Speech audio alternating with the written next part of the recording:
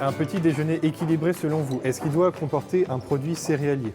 Oui. Le matin, ça fait partie des repas où il faut consommer du liquide. Est-ce qu'un fruit frais ou un jus d'orange frais, ça doit être consommé de manière quotidienne, vous pensez? Oui, effectivement. Est-ce que ça s'est bien passé la semaine avec le podomètre? T'as marché, donc du coup c'est de l'activité physique, tu vois, même si t'as pas un sport, le fait de marcher, c'est pas pareil que de rester dans le canapé devant la télé. Il y a des fois où on a envie de manger du chocolat ou du sucre, mais il y a des fois où on se dit plutôt les remplacer par des fruits. Est-ce que vous avez appris des choses un peu? Oui, ok, bon, alors c'est très bien. La MSP de Château-du-Loir, c'est une équipe de soins qui réunit entre 25 et 30 professionnels de santé. On avait envie de faire de la prévention et le thème qui nous est apparu le plus propice, c'était l'alimentation et l'activité physique parce que ça nous paraissait vraiment à la base de tout. Est-ce que du coup vous avez votre petit podomètre avec vous?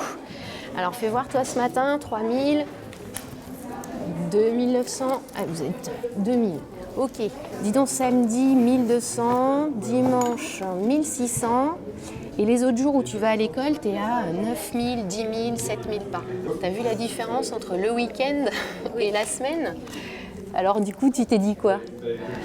Je faisais pas assez de sport les week-ends. Les week-ends, les jours où tu es à la maison, tu bouges moins que les jours où tu vas à l'école. Heureusement que tu vas à l'école du coup. Ok, et est-ce que du coup, avec le podomètre, tu as bougé un peu plus que d'habitude? Ce projet, c'est combien je bouge, combien je mange. Il est à destination des élèves de 5e du territoire, donc 2 collèges, 180 élèves. Ils sont encore jeunes et donc on peut les commencer à faire germer dans leur esprit l'idée que peut-être être en bonne santé, c'est une valeur importante. Et ils ont le pouvoir de choisir et d'agir sur leur santé. Justement, l'idée, c'est de faire un petit peu comme si vous étiez au seuil de la cantine.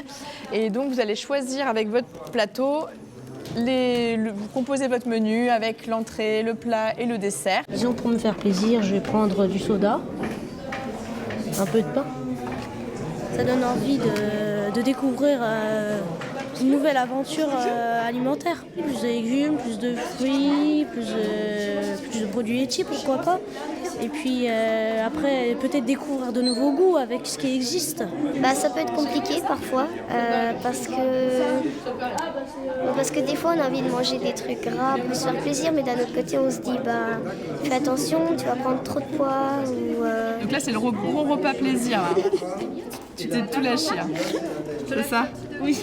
Est-ce que tu changerais quelque chose si tu voulais que ça soit un peu plus équilibré, par exemple? Oui. Déjà, je prendrais pas ça. D'accord.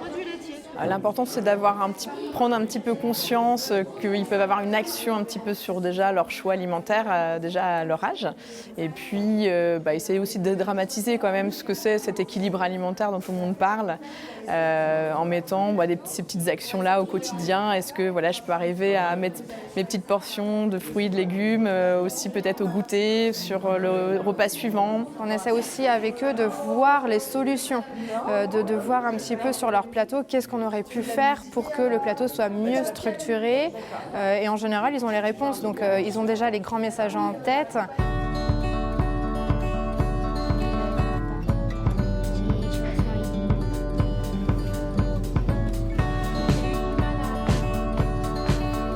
Aujourd'hui, plein d'enfants nous disent qu'ils se sont remis à prendre un petit déjeuner alors qu'ils ne le faisaient pas et finalement ça se passe pas mal.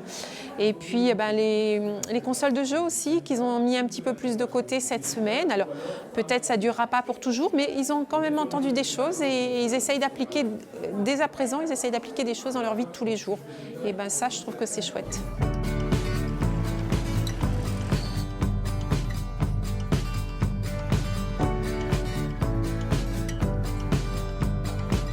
On a cette partie vraiment où chacun fait ses consultations individuelles, mais le but aussi d'intégrer une maison de santé, c'est de pouvoir mener à bien des projets de santé vraiment tous ensemble, avec plusieurs professionnels en fait, pour mettre en place des actions de prévention sur le terrain. C'est une culture professionnelle, une façon d'aborder aussi le soin différente de ce qu'on a l'habitude de faire. Ça se fait pas tout seul, mais c'est vrai que voilà, on a un groupe qui a été porté par vraiment une belle énergie et qui a eu vraiment envie de mettre ce projet en place. C'est vrai que ça sort du soin, de nos soins habituels de prise en charge. C'est vraiment un autre volet, mais c'est aussi quelque chose qui est très intéressant à mettre en place au sein d'un groupe et au sein d'une équipe.